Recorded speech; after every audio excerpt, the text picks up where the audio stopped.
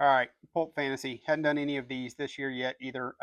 So trying to get back into it. No better time than Daytona, right? I know a couple of you guys had asked about it. So uh, hadn't had a great year. Been on the shit end of a couple of guys. Picked Kitchen the night he banged his elbow and didn't finish, and then obviously he got a bunch of points the next race. Picked Tomac the weekend he fell in the first turn and got whatever he got 12th or something. Been on the bad side of Marchbanks a couple of times. Last weekend had Marchbanks. This weekend he'll probably kill it. He's won Daytona before in the 250 class, right? Had Jordan Smith last week. He didn't do much. He'll probably kill it this week. Anyway, points last round 218. Overall Supercross rank 1028. Championship points 1427. So 250 class last week, I had Hamaker as an all-star. He needed to get third, wound up fourth. So could have had another five there. Pierce Brown, 50 points, maxed out, 63.4% pick trend. So that wasn't rocket science. He was fast qualifier and not an all-star. Dax had me kind of worried. He got a bunch of points, 40, but had me kind of worried after the heat race because did not look great in this heat race. And Luke Clout, that's where I kind of got screwed. I took Drew Adams off my team. He was a zero and wound up sixth and would have had more points. Luke looked good in qualifying.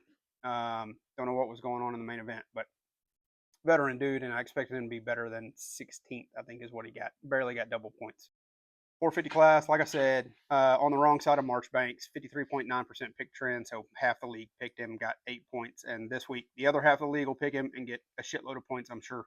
Roxon, max points as an all-star. Jordan Smith, crashed out, got me 11 points. Christian Craig got good points, his best ride of the year.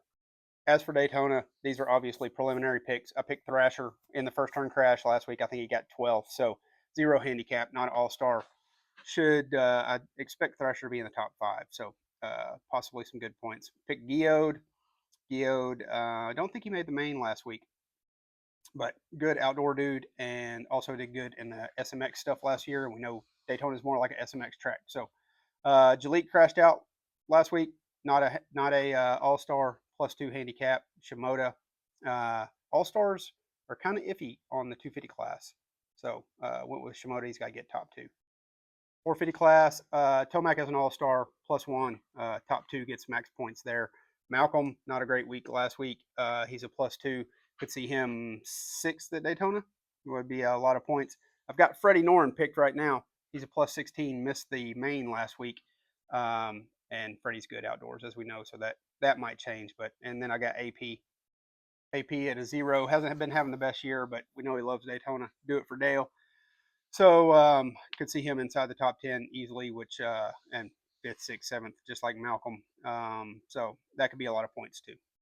Now, like I said, these are preliminary, so watch qualifying times and go from there, right? And the 450 class getting kind of hard. I mean, with the four guys that I picked last week that you can't pick this week, right? And then all the guys that are out. You got Sexton is hurt this week. Let's see, I picked Jordan Smith last week. Can't pick him. Jet Lawrence is out. RJ Hampshire's out. Jorge Prado is out. Picked Craig last week. Uh, Cooper is an all-star. Austin Fortner's out. Garrett Marchbanks picked last week. Justin Barsha out. Oldenburg out. Bloss out. It's just not leaving a lot of room in the 450 class. I mean, some of these guys, you look at LCQ guys that are 16 handicaps that'll get you a lot of points just by making the main event, but which ones are actually going to make it in? They don't get in, then you get 0 points. So getting kind of dicey in the 450 class between everybody that's out and minus the four guys that you picked last week. Just not a lot to choose from right now, and not a lot of points to be made up. As for the Grenade League, Joe Rexalot on top, 1,518 points, 74 ahead of Barker, 522. Barker's solid. I think he won last year. I'm in third, 91 back. And if you didn't know, Anthony Crabb, fourth, 167 back. But if you didn't know, they have a drop round this year, so it automatically after the fifth round, I think it automatically dropped off your lowest score. So there is one drop round. So yeah, but that is reflected in the current point standings. They've dropped your lowest round to date. Anyway, Daytona, let's go.